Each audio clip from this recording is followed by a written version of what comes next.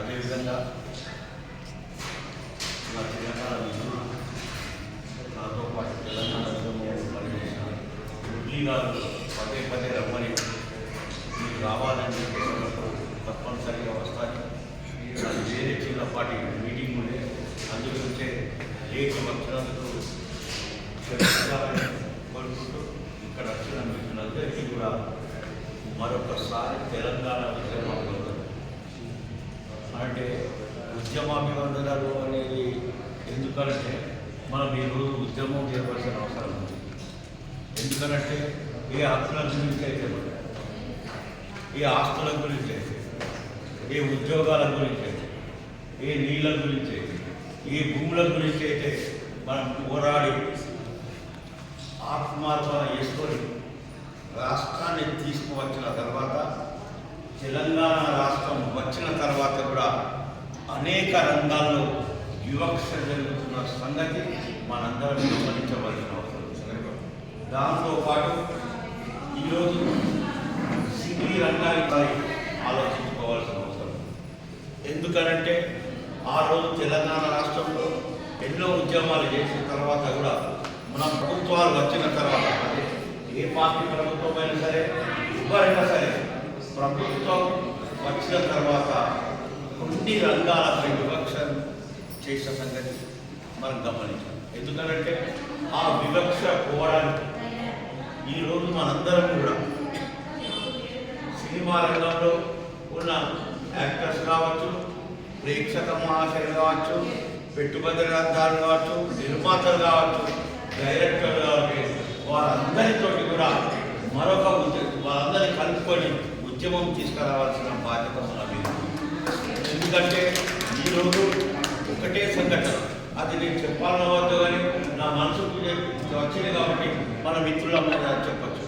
ఒక అల్లు అర్జున్ చేసిన దానికి అక్కడ చనిపోతే మరి అల్లు అర్జున్ ఇంటికి పోయాడు, కానీ మరి చనిపోయిన వాళ్ళ దగ్గర పోవద్దు అని అంటే ఆంధ్ర వివక్షత. అంటే మేము పెట్టుబడిదారులు అందరం ఏది అనుకుంటే ఈ భారతదేశంలో అది అవుతాయని ఒక సాంకేతికాన్ని తెలంగాణలో ఇచ్చిన సంగతి మనందరం జ్ఞాపకం మర్చిపోదు మిత్రులారా. ఎందుకంటే దాన్ని ఉద్దేశించి చాలామంది మిత్రులు మాట్లాడుతున్నారు.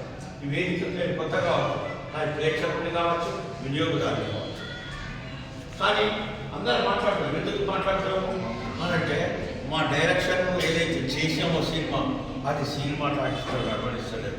ఏదైతే నేను సినిమాలో నటించానో నా సినిమాను నడవనియలేదు, నాకు రెమ్యునరేషన్ ఇవ్వలేదు.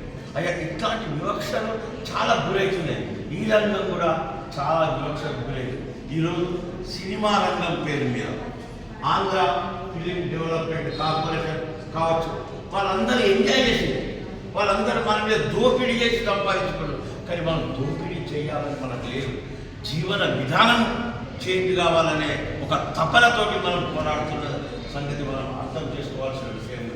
మిత్రులారా, ఏది ఏమైనప్పటికీ మనము ఒక్కరమే కాదు, ఇక్కడ వచ్చిన వాళ్ళు అందరితో పాటు అందరినీ మరొకసారి ఒక ఉచితమైన మీటింగ్, చాలా పెద్ద మీటింగ్ పెట్టుకొని మనం ముందుకు పోయి ప్రభుత్వానికి ఒక ధీటైన వాయిస్ ఎవరైనా మనం ఏంటంటే మన వాయిస్ మేము ఇక్కడ వివక్షకు గురై మెరుగుపడుతుందని చెప్పడంలో తప్పలేదు. మరొక పెద్ద మీటింగ్ పెట్టుకోవాల్సిన అవసరం ఉందని నేను సూచన మాట్లాడుతున్నాను. మనం ఇవాళ బ్రతుకుతూ ఉన్నాం, మనం బ్రతకడం లేదు, పెట్టుబడిదారు వ్యవస్థలోనే బతుకుతున్నాం. ఎవడైతే పెట్టుబడి ఇవాళ టీవీలో రాగానే కాల్గేట్ అంటే కాల్గేటే వాడుతుంది. అంతకన్నా మెరుగైంది ఏదైనా మనం ఇంతకుముందు జిద్దల దంతమాన్యాన్ని ఉంటుండే అది వాడడానికి అసలే వాడు. ప్రొద్దులు లేచి పిఎస్ చెప్పనంటే కొడుకు అది పిఎస్ డాడీ పిఎస్ఏ వాడుతుంది. అల్లు అర్జున్ అనేటువంటి ఏముండే ఏ ముఖం మనంత మంచిగా, కానీ నిలబడి హీరో చేస్తున్నారు.